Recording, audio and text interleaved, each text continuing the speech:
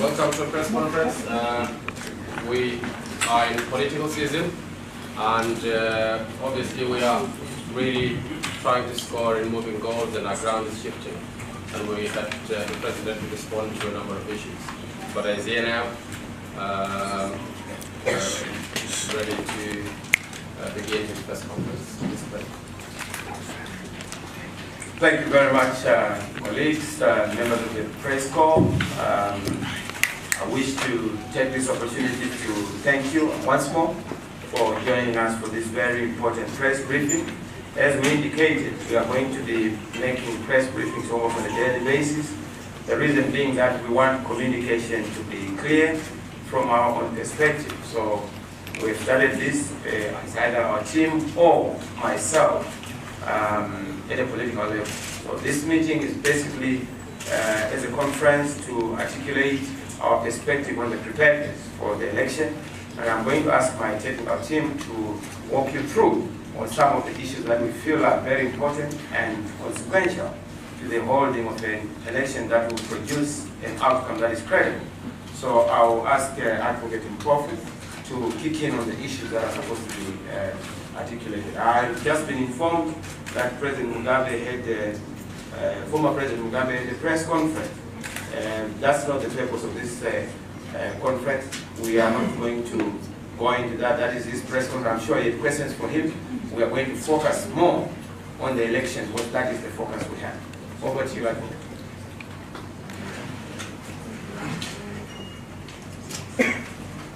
Good afternoon, everyone. Let me make this clear from the onset. There are a number of issues of a technical nature, as the President has said, which we wish to address. This is not a political event. This is not a campaign. This is the perfection, the final stretch in the execution of the anti-rigging mechanism strategy. So there are a number of issues that I would like to address the benefits of all Zimbabweans, and also so that there is a proper process come 7 a.m. tomorrow. There is a proper process which will close at 7 p.m. There is a proper process after 7 p.m. leading to the counting of votes. There is a proper process leading to the declaration of the winner of the election. The first thing that we like to address is the question of the voters' roll. As of now, ZEC has still not made available the final voters' roll. And you know that that is in breach of the law. And you know that the purpose is to subvert the will of the people. But we are actively engaging ZEC on the issue, and that issue is going to be resolved. So Zimbabweans, be assured that that issue is going to be resolved. The second issue that I'd like to deal with concerns the issue of the pens to be used during the voting process. In terms of the law, ZEC has a mandate, or is entitled to make pens available, but the voter is not obliged to use the pens so made available. So people are free wherever possible, and we're advising voters to bring their pens. The second issue is that there are reports that have been received concerning the paper itself. Everyone is advised to check every ballot paper for authenticity. If there is something suspicious, particularly the presidential ballot paper, if there is something suspicious, if there is a watermark that is not a proper ballot paper, it will have to be returned. And the prospective voter would have to receive another one. So look at number 15. If there's a watermark there showing a hidden X, return that ballot paper. You cannot exercise your rights in terms of that ballot paper. The next issue that I'd like to deal with concerns the issue of certain bad practices, certain electoral malpractices going on. Everyone is urged and encouraged to be vigilant. And there are so many ways in which that vigilance is going to be demonstrated. Number one, would have Zimbabweans know that by law they are entitled to use their cell phones to take photos outside the polling station itself. So, if you are using a classroom or a tent, what you cannot do is to take photos inside that classroom or the tent, but you are free to take photos outside. You are free to record malpractices outside, even within the 300-meter radius. We urge Zimbabweans, once the polling officers have put the results on the notice board, which they are obliged to do by law, to immediately take photos of those and distribute in the manner that I'm going to indicate. Take videos, the malpractices. Let all that be dealt with. We become aware, particularly the rural areas, that headmen and chiefs are being commandeered to commandeer people. Would have people understand this, that this is the last time that that kind of malpractice is going to happen. So we ask of two things. Number one, that those incidences be recorded. Number two, that any victim of that kind of malpractice must say in their hearts, as they utter a prayer, this is the last time that you are going to force me. After my vote is cast, you will not have any other opportunity to repeat this. The next aspect that I would like to deal with in terms of voter vigilance, in terms of the protection of the votes that is going to be cast, is this. In terms of the law, people are allowed to have gatherings of no more than 12 people within the 300 meters, within the vicinity of the polling station. The law does not put an upper cap on the number of those gatherings. So people are free to have those gatherings as long as they do not exceed the number 12. Because after voting, people are urged to remain at the police station, to ensure that the votes that they have cast is actually given effect. The next issue that I deal with relates to certain hotlines that we now have. And details of those hotlines are going to be given. Hotlines to report malpractices, hotlines to deal with any attempt to rig. Then there's also the volunteer hotline for people who want to assist to ensure that the efficacy of the votes cast is protected. So I'm going to give those hotlines at the end. Next issue that I would like to deal with is the ballot swap and the ballot stuffing phenomenon. We have it on good authority that there are certain polling stations that have been earmarked for purposes of vote swapping. And so this is how, for purposes of ballot swapping, and so this is how ballot swapping occurs. After people have voted, there are certain ballot boxes which contain pre-voted ballot papers, which some bad apples are going to try and sneak into the polling station. People are to be vigilant and ensure that that does not happen. On ballot stuffing, everyone is to be vigilant and ensure that a person does not cast more than one vote into the ballot box. Also address the issue of the ballot papers that have been seen. You've seen so many images, you've heard so many stories.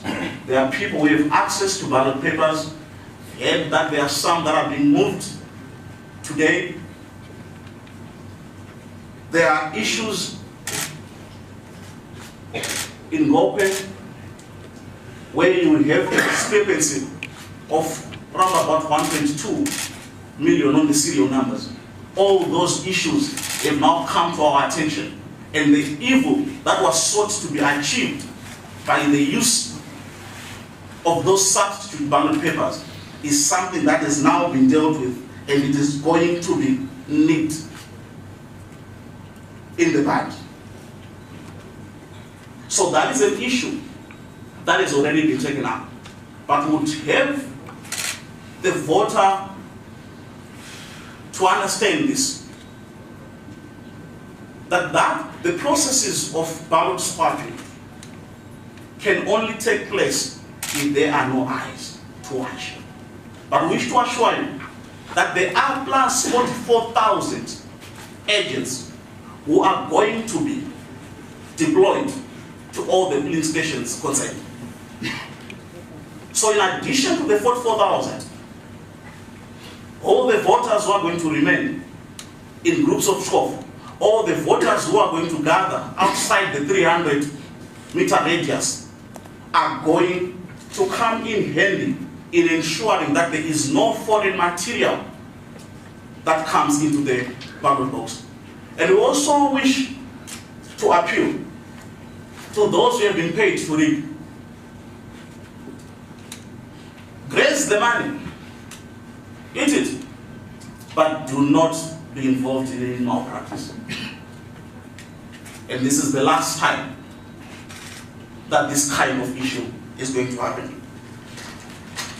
Ladies and gentlemen, I now wish to just set out the hotlines that are going to be used for purposes of these mechanisms.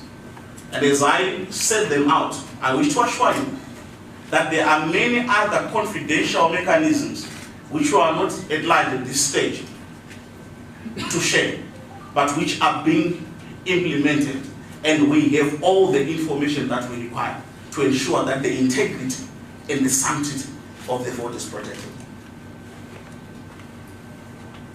So allow me now to set out the hotlines. 0778 371 424. I take that again. 0778 371 424. The other number, 0773 010 749. I take that again. 0773 010 749. The bed. 0773 010 739. 0773 010 739. The fourth. 0772 364 133. 0772 364 133. The fifth.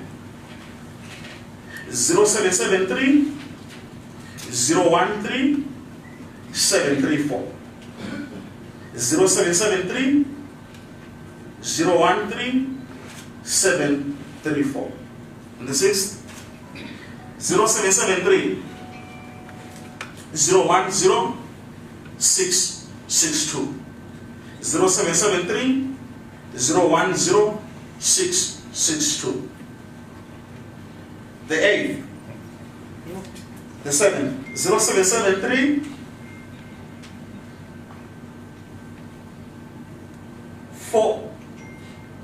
205 264. 0773 205 264. Now our plea is that may these be broadcast to as wide an audience as is possible. It is everyone's civic duty to protect a democratic process. It is everyone's civic duty to protect a constitutional process. It is everyone's civic duty to protect their vote once cast. And we will have all the assistance that we require from the men above, because God is in it. Thank you very much, Advocate Tabari. I just want to say that it's come to our attention that there is a lot of false news making the rounds. In fact, as far as we are concerned, we have discovered that some of the information that has been making the rounds is actually alarmist, and in some cases not accurate. And this is why we've said these numbers are very important as an indication of our pursuit of the veracity of whatever is obtained from the various places. So, yes, I know that specimen ballots were taken by ZANU-PF members of parliament. They actually used specimen ballots by printing them and photocopying them. They wanted to go and take them to the people so that they indicate where they must be voting. As you know, they always commandeer people. They believe in command elections. So they want to command people into some kind of voting. But we have also detected that, and we are dealing with that matter in a very thorough manner and comprehensive manner. I must also indicate that we are aware, in fact, it has been brought to my attention, that ZANU-PF hired some foreigners.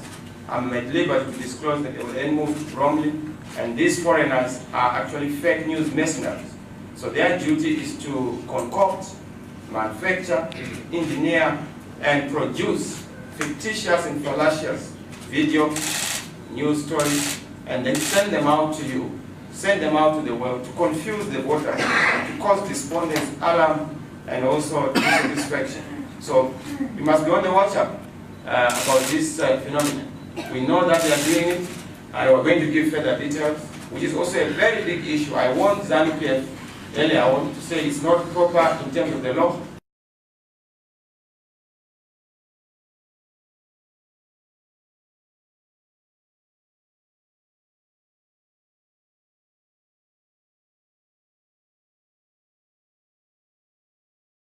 We are going to, at appropriate time, review the details.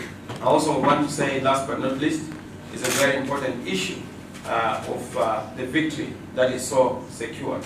In fact, I've seen that across the whole country, there's a frenzy, there's ecstasy, People are excited. The momentum is huge. Victory is certain. There is nothing that will stop the people of Zimbabwe from claiming their victory. And that's why we are pulling all the stops, leaving no stone unturned, and leaving no turn unstone to make sure that we win this election. This is the people's election. We will not allow any funny tricks from ZANU-PF or from any of their agents, because we've won this election, because the people have spoken. And what we are simply going to do here tomorrow is the confirmation. You saw yesterday the rallies that we had. Our colleagues in ZANU-PF had to invite people from the rural areas, almost hiring over 400 buses and lorries to try and fill up the stadium. They couldn't, because they don't have the people. You know, now when you can't manage to occupy a stadium, how do you manage to occupy the stadium? When you can't manage to fill up a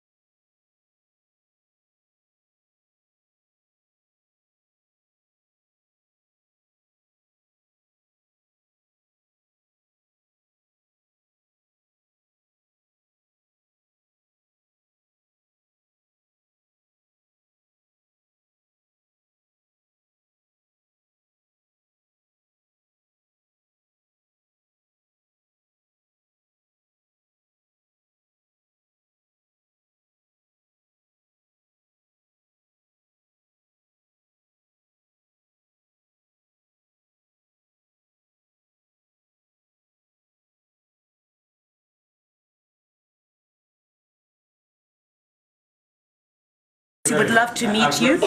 Well, he says he'd love to meet you if you do win.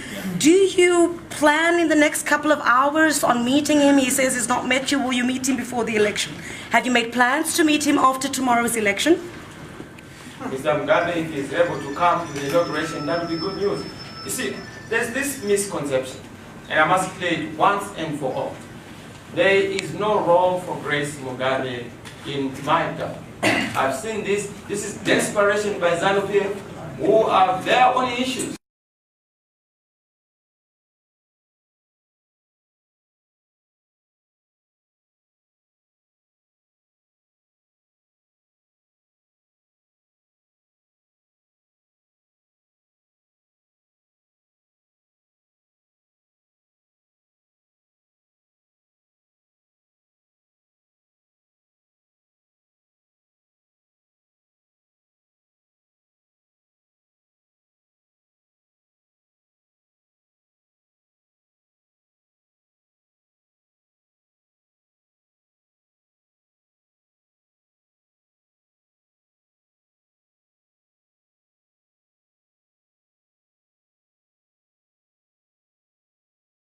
The merrier.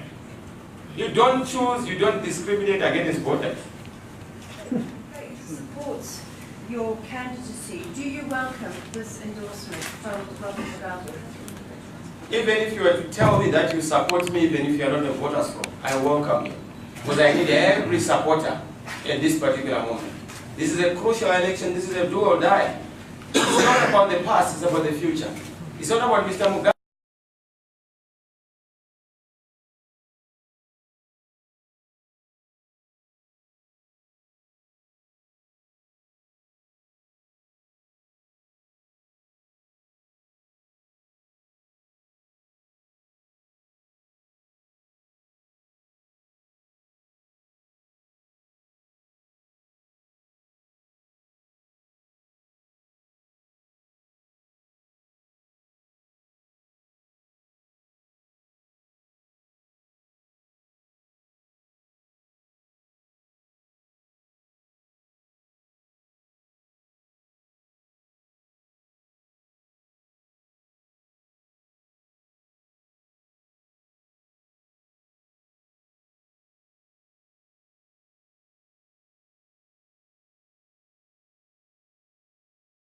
clear mind and a very circumspect one. I'm Shogaku from NHK, Japan's public broadcaster. Thank you, sure. I would like to rather ask a question about more international relations and diplomacy, if I may. Sure, sure.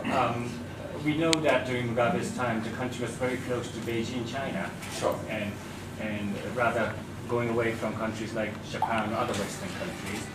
With your presidency, how would you like to rechange or reshape your relations with Beijing, and how do you want to restart connections with other countries? Thank you very much. We are very clear on that one. Whereas ZANU-PF would insist on looking east, we are going to look everywhere, motivated and inspired by the desire to make sure that the flag follows trade, that economics